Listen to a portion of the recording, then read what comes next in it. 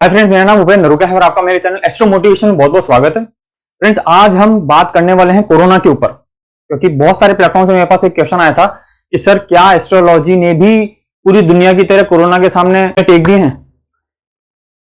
क्या कोरोना के सामने एस्ट्रोलॉजी फेल हो गई है? तो मुझे लगा कि इन सारे क्वेश्चंस के ऊपर एक वीडियो बनानी चाहिए और थोड़ा सा जो भी ऊपर वाले ने थोड़ी बहुत जो मुझे नॉलेज दी है उसके बेसिस पे मैं थोड़ा आपको एक्सप्लेन करना चाहूंगा कि ये असल में पूरा कॉन्सेप्ट क्या है।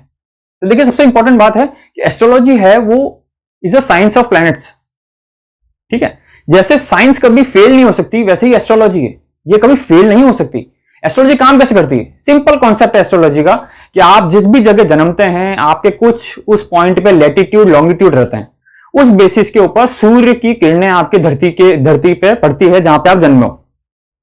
जहां भी आप जन्मे हो उस बेसिस पे सारे ग्रह जो ब्रह्मांड में हैं, 9 ग्रह, वो भी कुछ ना कुछ पोजीशन पे रहते हैं। वो किसी कॉन्स्टेलेशन के थ्रू पास कर रहे हैं। कॉन्स्टेलेशन मतलब राशि के थ्रू पास कर रहे हैं। मान लो शनि जो है वो खुद रोटेट और रेवोल्यूट दोनों कर रहा है।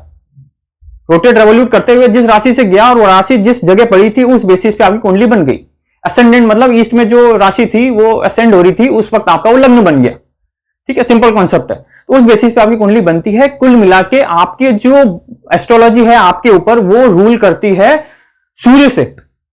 सूर्य ने वो क्या तत्व आपके अंदर डाले और उस तत्व के बेसिस पे आप अपनी लाइफ जीते हो। आपके कुछ तत्व नेगेटिव होंगे जो कि मारक ग्रह की राशियां होंगी, कुछ तत्व पॉजिटिव होंगे जो कि त्रिकोण या केंद्र की राशियां होंगी।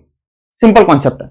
मतलब आप अपने ये पूरी बॉडी जो है तत्वों से बनी है, तत्व के बेसिस पे हम आगे चल रहे हैं। तो एस्ट्रोलॉजी तो सिंपल साइंस है। ये क्वेश्चन ही इनवैलिड है कि हम बोलें कि ये तो क्या फेल हो गई है या फिर क्या सिग्निफिकेंस नहीं है। एस्ट्रोलॉजी का सिग्निफिकेंस उतना ही है जितना हम पेड़ पौधों का सिग्निफिकेंस है या फिर सन का सिग्निफिकेंस है, फोटोसिंथेसिस का सिग्निफिकेंस है। ये साइंस है, साइंस कभी गलत नहीं हो सकती। लेकिन हमें इसको थोड़ा सा समझना जरूरी है। समझना कैसे जरूरी है कि देखिए, हर चीज के कुछ फील्ड रहती हैं। जैसे एस्ट्रोलॉजी की या ज्योतिष की फील्ड्स हैं 3। कौन सी? होरा, संहिता और सिद्धांत। होरा, संहिता और सिद्धांत। होरा जो ब्रांच है वो किस पे डील करती है? वो डील करती है इंडिविजुअल कुंडलीज के ऊपर। इंडिविजुअल कुंडली मतलब मैं अगर किसी एस्ट्रोलॉजर के पास गया हूं, मैं बोलूंगा साहब मुझे मेरी कुंडली दिखानी है, तो वो 3 चीजें मांगता है। क्या मांगता है? डेट, टाइम और प्लेस ऑफ बर्थ। डेट से वो ये निकालता है कि उस वक्त, डेट और टाइम से उस वक्त ये निकालता है कि वो कौन सी जगह पे सूर्य की किरणें पड़ी, किस लैटिट्यूड पे पड़ी, वो प्लेस से पता लग गई। कौन सी राशि असेंड हो रही थी उससे लग्न पता लग गया। और ग्रहों की स्थिति जो है वो सिंपल गोचर से उस वक्त निकल जाती है। और उस बेसिस पे वो जो बंदा होरा ब्रांच के अंदर, एस्ट्रोलॉजी की होरा ब्रांच के अंदर जो स्पेशलाइज्ड है, वो आपको उस बेसिस पे अपने सजेशन देता है या जो भी आपको प्रेडिक्शन करता है। ठीक है। संहिता जो होती है वो होती है एक ऐसी साइंस, वो ऐसी एनर्जी ऑफ प्लैनेट्स की बात करती है जो कि मौसम या फिर शेयर बाजार से रिलेटेड चीजें जो होती है ना, वो एक अलग ब्रांच है।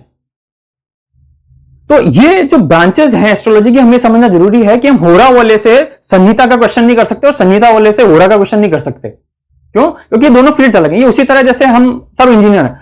अब इंजीनियर्स के अंदर मैकेनिकल ब्रांच अलग है, इलेक्ट्रिकल अलग है, इंस्ट्रूमेंटेशन अलग है, सिविल अलग है। मैकेनिकल का बंदा इलेक्ट्रिकल काम उतनी एफिशिएंसी से नहीं जानता है जितना वो खुद के मैकेनिकल को जानता होगा।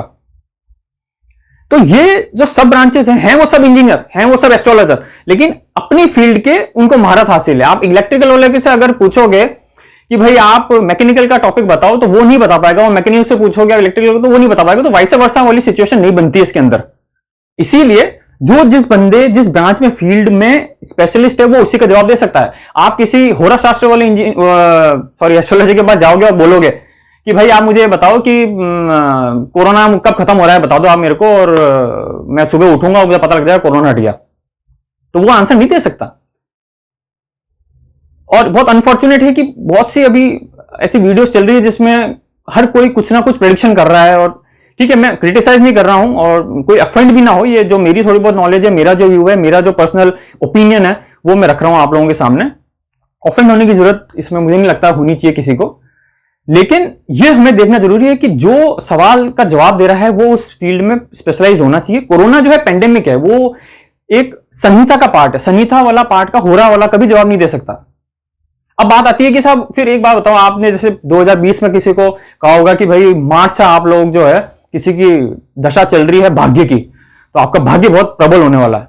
तो बरगर वो तो सब घर बैठे हैं अभी, जिसकी त्रिकोण की राशि का महादशा चल रही है वो भी घर बैठा है, जिसकी मारक ग्रह की दशा चल रही है वो भी घर बैठा है। तो फिर होरा शास्त्र वाले ने जिसने बताया कि भाई 2020 में आपका अच्छा होगा, उसकी इंडिविजुअल कुंडली देख के, तो वो भी गलत हो गया। तो आंसर है, इसके अंदर हमें 3 चीजें देखनी और पड़ती है। इतनी सिंपल नहीं है कि हमने कोई भी प्रेडिक्शन 3 चीजों के ऊपर बेसिस पे कर दिया। हर चीज का एक माइन्यूट डाइवर्सिफिकेशन है और उस बेसिस पे ही सारी चीजें हमें आगे प्रेडिक्ट करनी चाहिए। ज्योतिष जो है वो फ्यूचर को देखने की राह है। ज्योति प्लस इश, ज्योति मतलब राह, इश मतलब फ्यूचर देखने की राह है। ज्योतिष आपको या एस्ट्रोलॉजी आपको उंगली पकड़ के एक राह दिखाती है, काम तो आपको उस पर करना है। अमिताभ बच्चन की कुंडली ने उसको अमिताभ बच्चन नहीं बनाया। अमिताभ बच्चन के जो कर्म थे, उनकी जो मेहनत थी, उनका जो लग्न था, उनके अंदर जो तत्व जनरेट हुए थे, उनको एनर्जाइज करके जो वो जिस बेसिस पे गए हार्डवर्क करके, उन्होंने उनको अमिताभ बच्चन बनाया। ग्रहों ने तो सिर्फ सपोर्ट किया, उन्होंने तो सिर्फ राह दिखाई। तो ये जो 3 चीजें होती है जिसपे होरा जो एस्ट्रोलॉजर होता है वो अपनी प्रेडिक्शन रखता है, वो कौन सी है? सबसे पहला होता है देश, काल और परिस्थिति। देश सबसे पहले का मतलब हो गया कि आप किस जगह जन्मे हो, वहां डिपेंड करेगा कि आपकी जो दशा है वो कैसी रहेगी। फॉर एग्जाम्पल आप मान लीजिए, फॉर एग्जाम्पल इंडोनेशिया में जन्मे हो और इंडोनेशिया के किसी गांव में आप जन्मे हो, बहुत पुअर सिचुएशन में आप जन्मे हो, और आपके वहां जो आपकी जो कुंडली निकल के आई है वो ऐसी आई है जिसके अंदर गजकेसरी योग बना हुआ है लग्न के अंदर। अब वही सेम कॉम्बिनेशन के साथ बंदा कोई ऑस्ट्रेलिया में जन्मा है या फॉर एग्जाम्पल अमेरिका में जन्मा है और एक इंडिया में जन्मा है, तो आपको क्या लगता है वो तीनों के जो गजकेसरी योग होंगे सेम होंगे? मतलब जो वो इंडोनेशिया के गांव में जन्मा हुआ जो बंदा है उसका जो गजकेसरी योग का इंपैक्ट होगा वो इंडिया वाले के बराबर होगा, इंडिया वाला का जो होगा वो ऑस्ट्रेलिया या फिर अमेरिका वाले के बराबर होगा? नहीं। क्यों नहीं होगा? क्योंकि हमें प्रेडिक्शन करते वक्त 3 चीजें इंपॉर्टेंट देखनी होती है, देश, काल और परिस्थिति। देश देखना जरूरी है, किस जगह हुआ है।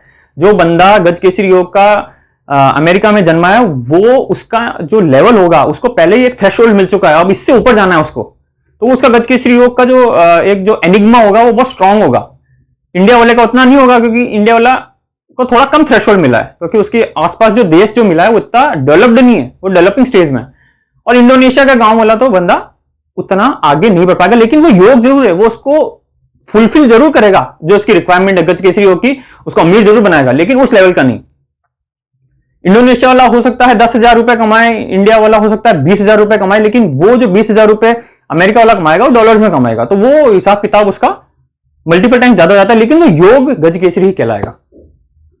तो ये सिचुएशन होती है, हमें देश देखना बहुत जरूरी है।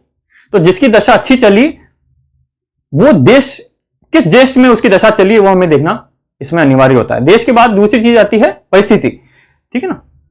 परिस्थिति कैसी कि अगर कोई एक जन्मा जो है वो किसी ऐसी फैमिली में जन्मा है जहां पे जो फैमिली है वो थोड़ी पुअर है, ठीक है, उसकी परिस्थिति ऐसी। और एक बंदा जो जन्मा है वो मान लीजिए प्राइम मिनिस्टर के घर में जन्मा है, ठीक है। अब दोनों के वही कुंडली का योग हुआ गजकेसरी योग, पर वो गजकेसरी योग जो प्राइम मिनिस्टर की कुंडली में, जो प्राइम मिनिस्टर के बेटे या प्राइम मिनिस्टर के घर में जो बंदा जन्मा है उसकी कुंडली में है, वो एक हाई लेवल का होगा इन कंपैरिजन टू जो बंदा एक पुअर कंडीशन में जन्मा है या पुअर फैमिली का पार्ट है। क्यों? क्योंकि उसको वो हर्डल्स को पार करने के बाद वो पर्टिकुलर एक प्लेटफॉर्म पे आएगा, वहां से फिर वो उड़ान भरेगा। लेकिन जो बंदा पहले से ही एक ऐसे प्लेटफॉर्म पे है जहां पे उसको सारी मतलब his life is almost well comfort, तो वो वहां से ज्यादा इजीली उस लेवल पे पहुंचेगा, उसका जो योग कहलाएगा वो ज्यादा इंपैक्टफुल होगा। तो ये क्या दूसरी चीज हुई, परिस्थिति देखनी बहुत जरूरी है। और फिर थर्ड चीज आती है काल मतलब किस समय। फॉर एग्जाम्पल हम अगर लव मैरिज की बात करें तो लव मैरिज आज से 40 साल पहले बहुत ज्यादा एक ऐसे माहौल हुआ करता था कि अरे ये लव मैरिज कैसे हो गई। लव मैरिज का मतलब it was kind of taboo की, मतलब ये तो होना ही नहीं चाहिए। लेकिन फिर भी वो आज 40 साल बाद बहुत इजीली लोग एक्सेप्ट कर रहे हैं लव मैरिज को या इंटरकास्ट मैरिज को फॉर दैट केस। तो वो क्यों हो रहा है? क्योंकि परिस्थितियां चेंज हो गई, या समझ लीजिए काल चेंज हो गया, टाइम चेंज हो गया। जो अमेरिका आज से 40 साल पहले था वो आज अमेरिका 40 साल के बहुत आगे बढ़ पहुंच चुका है। तो वो जो बंदा आज से 40 साल पहले जन्मा था गजकेसरी योग में, क्या वो इंपैक्ट आज के गजकेसरी योग जो बंदा जन्मा होगा उसका सेम रहेगा? नहीं रहेगा। आज वाला बंदा जो है वो कुछ और अलग लेवल का गजकेसरी योग होगा, उसका अलग लेवल का पैसा होगा, गाड़ी, नौकर चाकर सब अलग तरह के होंगे। क्यों होंगे?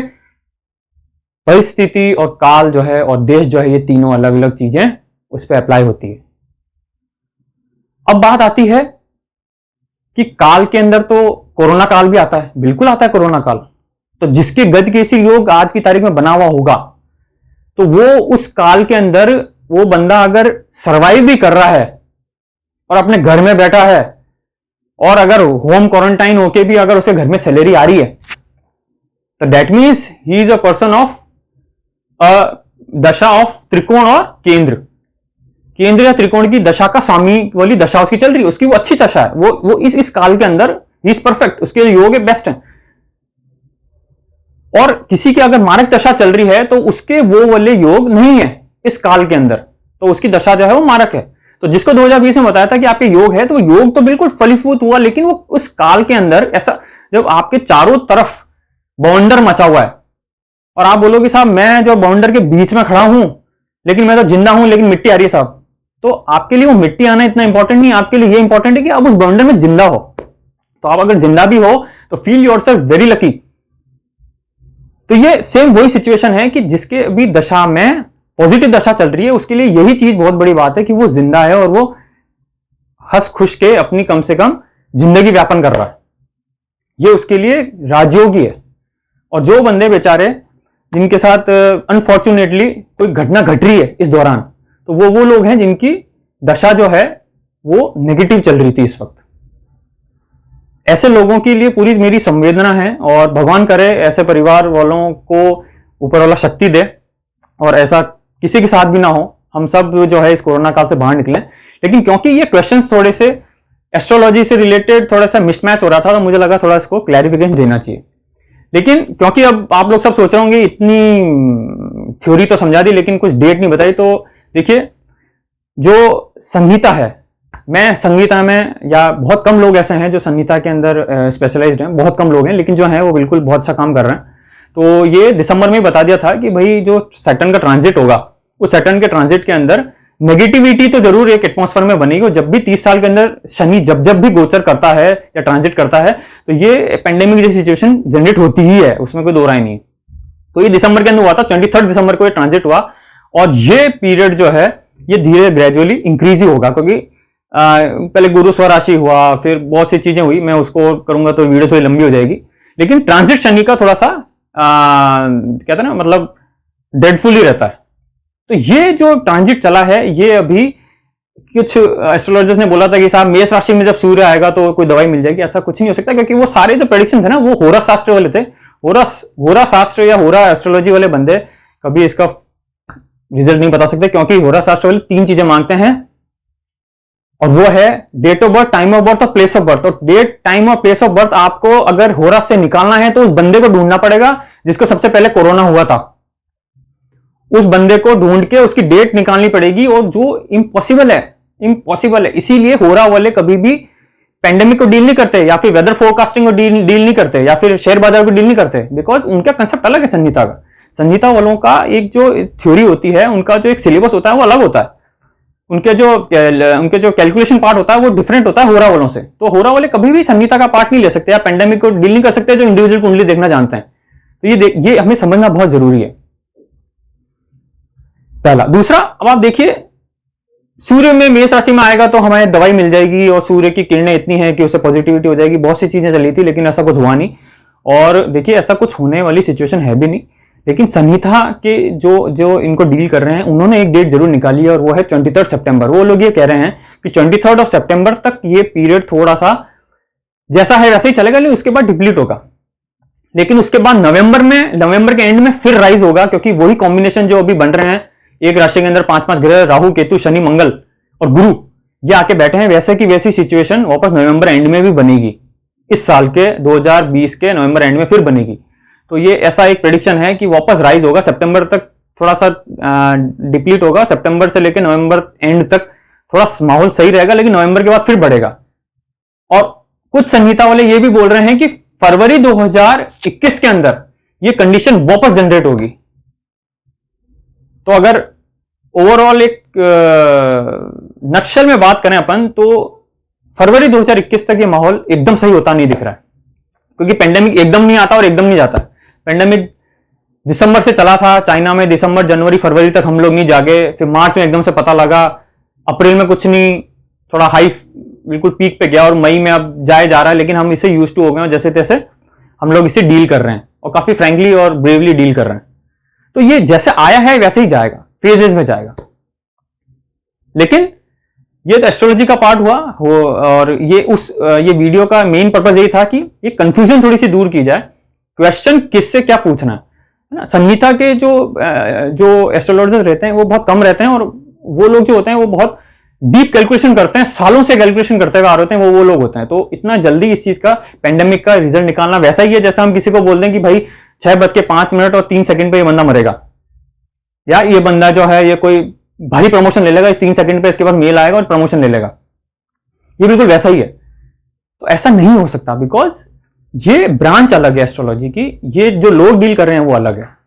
तो हमें इस हिसाब से कोरोना को लेके चलना है कि कोरोना अभी कम से कम फरवरी तक तो 2021 तक रहेगा, धीरे धीरे ही ये फेज वाइज मैनर में जाएगा। सितंबर तक तो ये अपने को इससे डील करना है। सितंबर से नवंबर थोड़ा सा रिलैक्सेशन हो सकता है, मिल जाए, लेकिन नवंबर के बाद फिर राइज होगा ये। तो इसको हमें सेफली और कॉशियसली अपनी लाइफ को, जो प्रिकॉशंस जो हमें गवर्नमेंट दे रही है उसको हमें बिल्कुल निभाते हुए आगे चलना है। तो फ्रेंड्स, आपको ये वीडियो कैसी लगी प्लीज कमेंट बॉक्स में बताइएगा, और नेक्स्ट वीडियो में मिलते हैं। अपना ध्यान रखिए, stay home, stay safe. Thank you.